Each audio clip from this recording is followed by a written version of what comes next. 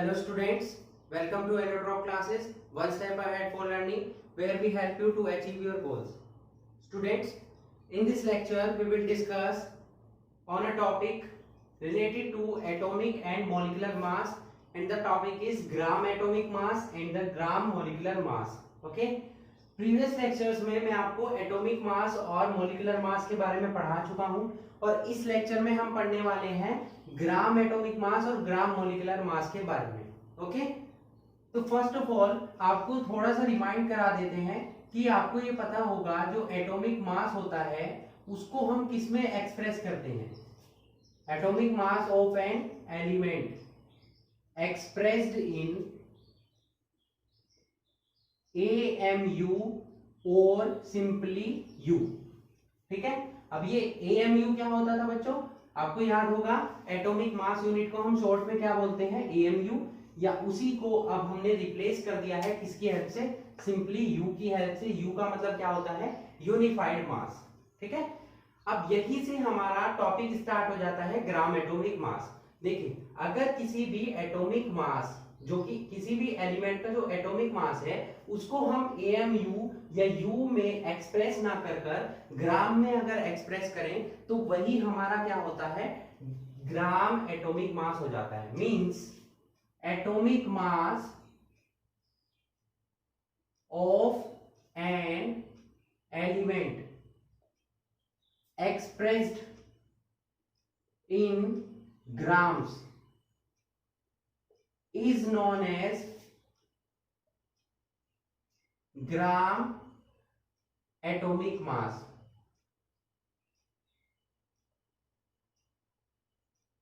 Okay, means it means that, इसका क्या मतलब हुआ, देखिए क्या बताया गया है कि एटॉमिक मास, किसी भी एलिमेंट के एटॉमिक मास को अगर हम ग्राम में एक्सप्रेस करते हैं तो वही हमारा क्या बन जाता है, ग्राम एटॉमिक मास बन जाता है। इसका मतलब क्या हुआ, it means that to convert atomic mass into gram atomic मास,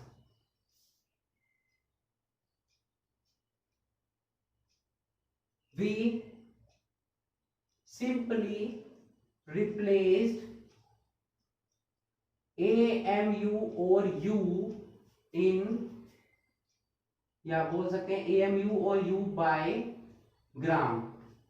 ठीक है, अगर आपको एटॉमिक मास को क्या करना है, कन्वर्ट करना है ग्राम एटॉमिक मास में, तो आपको क्या करना होगा, सिंपली आपको AMU या U को रिप्लेस कर देना होगा ग्राम से। ठीक है, फॉर एग्जाम्पल देख लेते हैं। अगर हम ले atomic mass of hydrogen, atomic mass of hydrogen वो कितना होता है बच्चों, 1U होता है। और अगर हम बात करें ग्राम एटॉमिक मास ऑफ हाइड्रोजन की, तो वो कितना हो जाएगा, 1G हो जाएगा। ठीक है, या बोल सकते हैं अगर हम बोले कि एटॉमिक मास ऑफ कार्बन जो कि कितना होता है, 12U। और अगर हम बात करें ग्राम एटॉमिक मास की कार्बन के, तो वो हो जाता है कितना, 12 ग्राम। ठीक है, समझ आया। तो हमने क्या किया कि एटॉमिक मास को ग्राम एटॉमिक मास में बदलने के लिए सिंपली U को रिप्लेस कर दिया किससे, G से, मतलब ग्राम से। इतना आपको क्लियर हुआ।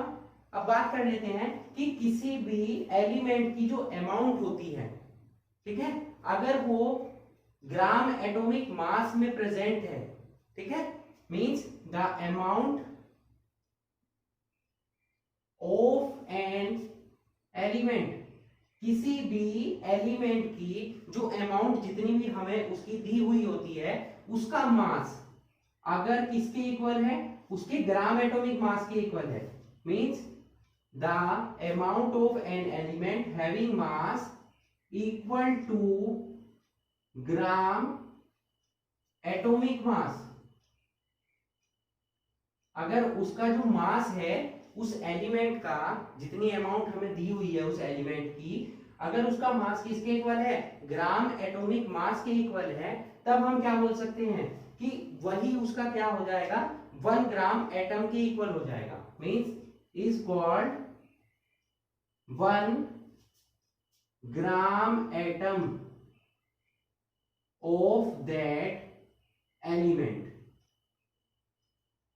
ठीक है, इतना समझ में आया आपको? मतलब क्या हो गया कि 1 ग्राम, ये जो 1 ग्राम ऑफ हाइड्रोजन दिया हुआ है ये किसके इक्वल है? 1 ग्राम हाइड्रोजन के इक्वल है। ठीक है, किसके इक्वल है? 1 ग्राम किसके इक्वल हो जाएगा? 1 gram atom of hydrogen. Similarly ये किसके इक्वल हो जाएगा? 12 gram of carbon, 1 gram atom of carbon.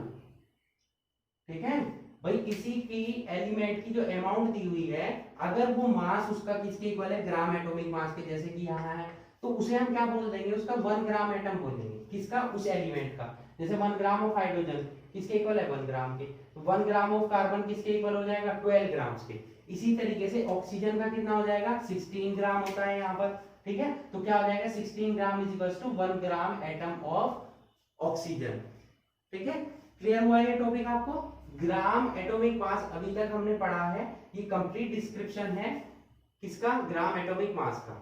अब हम पढ़ने वाले हैं किसके बारे में? ग्राम मॉलिक्यूलर मास के बारे में। तो यहीं पर बच्चों बहुत ही छोटे छोटे से चेंजेस होंगे। क्या चेंजेस होंगे वो? जैसे कि हम बात कर रहे थे एटॉमिक मास की, तो यहाँ एटॉमिक मास के इक्वल क्या आ जाएगा? यहाँ पर आ जाएगा मॉलिक्यूलर मास। अगर हम मॉलिक्यूलर मास किसी भी एलिमेंट का, तो एलिमेंट में तो होता नहीं है, एटॉमिक का मास होता है एलिमेंट में तो। ठीक है, तो यहां पर क्या हो जाएगा? एलिमेंट भी हो सकता है और कंपाउंड भी हो सकता है। ठीक है, ये ध्यान रखेंगे आप। मॉलिक्यूलर मास ऑफ एलिमेंट और कंपाउंड एक्सप्रेस्ड इन एएमयू और यू, ये एक्सप्रेस करते थे हम किसी भी मॉलिक्यूल का मास, हम उसका मॉलिक्यूलर मास जो है उसको एएमयू या यू में हम एक्सप्रेस करते थे। तो अगर हम उस मॉलिक्यूलर मास को किसमें एक्सप्रेस करें? अगर मॉलिक्यूलर मास को हम किसमें एक्सप्रेस करें? ग्राम में, तब वो हमारा क्या हो जाएगा? ग्राम मॉलिक्यूलर मास हो जाएगा। क्या हो जाएगा वो? ग्राम मॉलिक्यूलर मास हो जाएगा। ठीक है, इसका मतलब क्या हुआ? It means that to convert molecular mass, definition बिल्कुल सेम रहेगी, बस आपको क्या करना है कि एटॉमिक की जगह मॉलिक्यूल यूज करना है। ठीक है, it means that to convert molecular mass in grams we simply replace AMU और यू बाय ग्राम्स। ठीक है, इतना समझ में आया आपको? अब देखिए यहां से इसको तो हटाना होगा, क्योंकि एटम्स का मास तो अलग होता है और मॉलिक्यूल्स का मास अलग होता है। तो मॉलिक्यूल्स की अगर हम बात करें, तो मॉलिक्यूल्स में हम कोई भी एक एग्जांपल ले लेते हैं। फॉर एग्जांपल हम ले लेते हैं हाइड्रोजन ले लेते हैं। तो molecular mass of hydrogen, hydrogen molecule की फॉर्म में क्या होता है? H2, वो कितना होता था? 2U, क्योंकि एक हाइड्रोजन का 1U होता है एटॉमिक मास, तो 2 का कितना हो जाएगा? 2U। अगर यहां पर हम ग्राम मॉलिक्यूलर मास फाइंड आउट करें हाइड्रोजन का, तो वो कितना हो जाएगा? 2 ग्राम। ठीक है, U को आप रिप्लेस कर देंगे किसकी हेल्प से? G की। ठीक है, अगर हम बात करें मॉलिक्यूलर मास ऑफ वाटर की या H2O, तो वो कैसे निकलता है? 1 into 2 प्लस ऑक्सीजन का कितना हो जाता है? 16, तो कितना हो जाता है? 18U। इसी को अगर हम ग्राम में कन्वर्ट कर दे, gram molecular mass of hydrogen कितना हो जाएगा? 18 ग्राम हो जाएगा। समझ आया आपको? इतना क्लियर हुआ? अब यहां पर the amount of an element ना होकर क्या हो जाएगा? The amount of the substance, क्योंकि यहां पर हम सब्सटेंसेस ले रहे हैं। ठीक है, एलिमेंट किस में लिए जाते हैं? एटॉमिक मासेस में, और मॉलिक्यूलर मासेस में क्या लिए जाते हैं? Compound, substance. ठीक है, इस टाइप से। तो the amount of the substance having mass equal to gram molecular mass, यहां क्या हो जाएगा? Gram molecular mass is equal to 1 gram atom of that substance, यहां क्या आ जाएगा? सब्सटेंस। डेफिनेशन मैंने फिर कह रहा हूं कि बिल्कुल सेम रहेगी, कोई चेंजेस नहीं होंगे। केवल चेंजेस कहां होंगे? चेंजेस होंगे एटॉमिक की जगह आपको मॉलिक्यूलर वर्ड यूज करना है। ठीक है, इतना समझ में आया आपको? क्लियर हुआ इतना? ओके, तो ये क्या हो गया? अब ये हाइड्रोजन है, तो इसका कितना हो जाएगा? 2 ग्राम हो रहा है, तो ये किसके इक्वल होगा? 1 ग्राम मॉलिक्यूल ऑफ हाइड्रोजन के इक्वल होगा।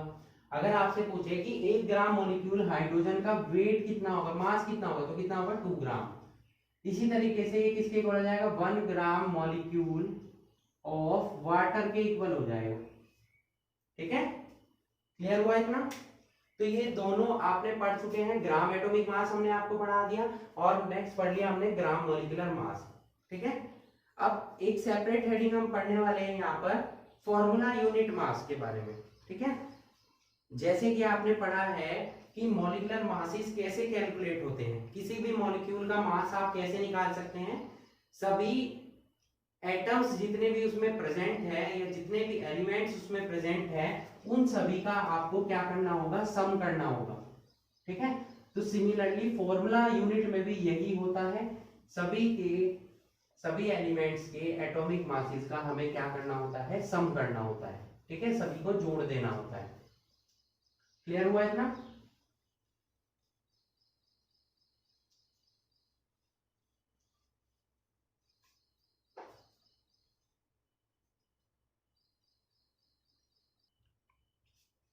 नेक्स्ट चलते हैं हम फॉर्मूला यूनिट मास पर।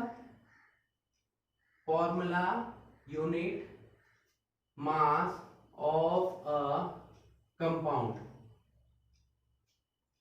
फॉर्मूला यूनिट मास और मॉलिक्यूलर मास में बच्चों कोई चेंज नहीं है। मॉलिक्यूलर मासेस में भी हम क्या करते थे, एटॉमिक मासेस का सम करते थे। ठीक है, यहां पर भी वही करना है। मतलब क्या होगा कि फॉर्मूला यूनिट मास किसके इक्वल होगा, formula unit mass is defined as the sum of atomic masses of all atoms present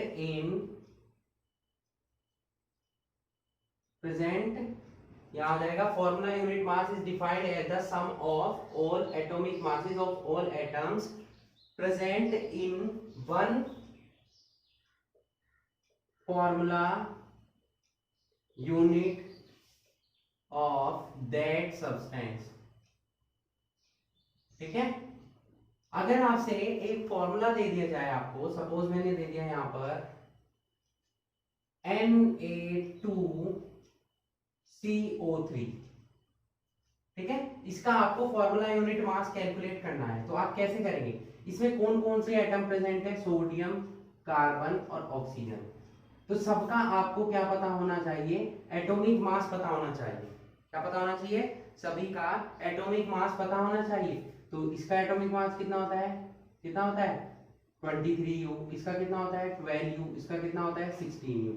तो कैसे कैलकुलेट करेंगे, सभी का सम कर देंगे हम। सोडियम कितने हैं 2 प्रेजेंट है, तो 2 से किससे मल्टीप्लाई करेंगे 23 से, प्लस कार्बन कितना हो गया 12 और 16 इंटू कितने ऑक्सीजन है 3, तो कितना हो जाएगा 46 प्लस 12 प्लस 48।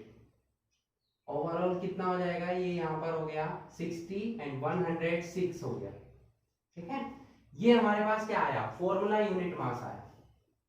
क्या आया, फॉर्मूला यूनिट मास किसका, Na2CO3 का।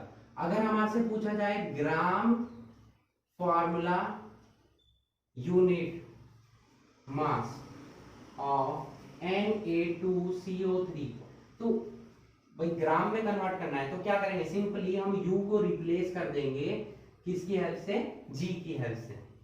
ठीक है, क्लियर हुआ इतना? तो आज इस लेक्चर में बच्चों हमने पढ़ा सबसे पहले ग्राम एटॉमिक मास, फिर पढ़ा ग्राम मॉलिक्यूलर मास और लास्ट में हमने पढ़ लिया फॉर्मूला यूनिट मास और gram formula unit mass. I hope तीनों टॉपिक आपको अच्छे से क्लियर हुए होंगे और तीनों में आपको कोई कंफ्यूजन नहीं रहेगा, क्योंकि एक दूसरे से कोरिलेट करते हैं। तो स्टूडेंट्स कई बार इसमें कंफ्यूजन हो जाते हैं, कंफ्यूज हो जाते हैं, तो आपको कंफ्यूज होने की कोई रिक्वायरमेंट नहीं है। One by one, step by step आप पढ़ते जाइए। ग्राम एटॉमिक मास, ग्राम मॉलिक्यूलर मास और फॉर्मूला यूनिट मास, आपको क्लियर हो जाएगा कि तीनों में क्या डिफरेंसेस है। Okay, so that's it for today. Hope you enjoyed the video and thanks for watching.